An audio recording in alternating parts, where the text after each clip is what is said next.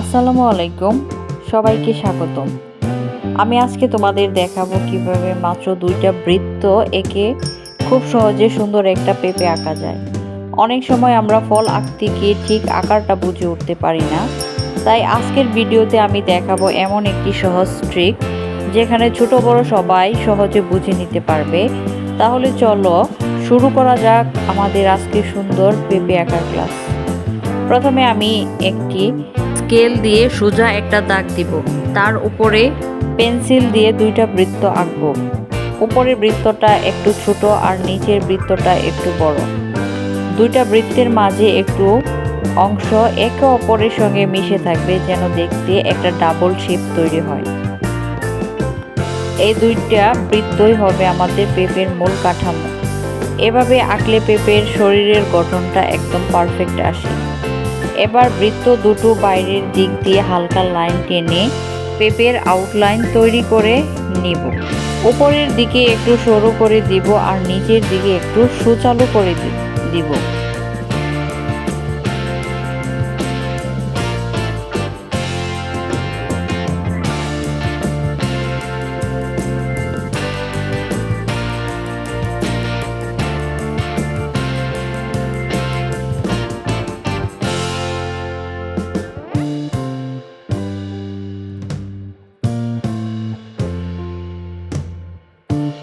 এখন আমরা বৃত্তের অতিরিক্ত অংশ মুছে ফেলবো, যাতে শুধু পেঁপের গঠনটা দেখা যায়। উপরের দিকে একটু সরু করে দিব আর নিচের দিকে একটু সুচালু করে দিব। এতে পেঁপেটা আস্তে আস্তে রিয়েল আকৃতি নেবে। এখন উপরের অংশে একটা ছোট ডাঁটা বা শাখা এঁকে দিব। এখান থেকেই পেঁপেটা গাছে ঝুলে থাকে।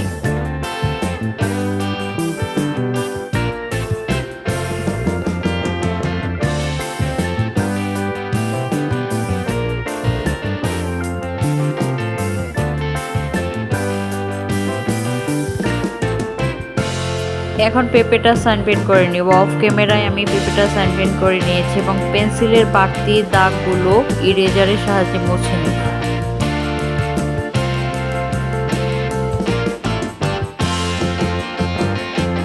এবার আসি রং করার অংশে। এটা সবচেয়ে মজার ধাপ। আমি এখানে 3টা রং ব্যবহার করেছি, সবুজ, হলুদ আর কমলা বা লাল। প্রথমে সবুজ রং দিয়ে পেঁপের 2 পাশ রং করব। মাঝখানটা রাখবো হলুদ আর নিচের দিকে একটু কমলা বা হালকা লাল শেড দিলে পেঁপেটা দেখতে অনেক বাস্তব লাগবে। রংগুলো যেন সুন্দরভাবে একটার সঙ্গে আরেকটা মিশে যায় সেদিকে খেয়াল রাখবো। সবশেষ কালো পেন্সিল দিয়ে চারপাশের লাইনগুলো হালকা গাঢ় করে নিব। এতে পেঁপেটা আরো উজ্জ্বল ও জীবন্ত দেখাবে।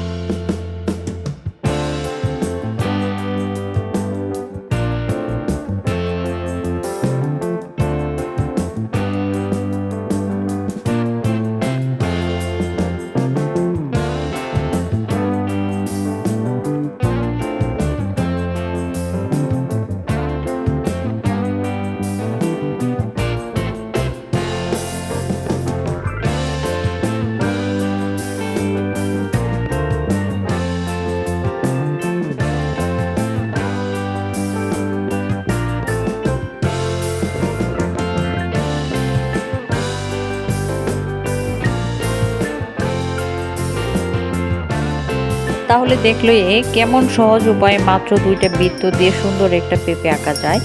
তুমি চাইলে এই একই পদ্ধতিতে অন্য ফলও আঁকার চেষ্টা করতে পারো। ভিডিওটা ভালো লাগলে অবশ্যই লাইক, কমেন্ট আর সাবস্ক্রাইব করতে ভুলো না। আর হ্যাঁ, বেল আইকনটা অন করে রেখো যেন নতুন নতুন আঁকার ভিডিও মিস না করো। দেখা হবে পরবর্তী নতুন কোনো টিউটোরিয়ালে। সে পর্যন্ত সবাই ভালো থেকো, সুস্থ থেকো। ধন্যবাদ সবাইকে। সবসময় সৃজনশীল থেকো, রঙের ছোঁয়ায় জীবনটা গড়ে তোলো। আল্লাহ হাফিজ।